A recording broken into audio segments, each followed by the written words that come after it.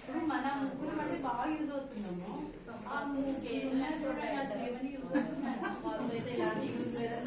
చూసుకోవడం భారం కదా, పంపించేద్దామా? మీకేం ప్రాబ్లం? మీరు ఏం చేస్తున్నారు ఒక్కసారి చెప్పండి.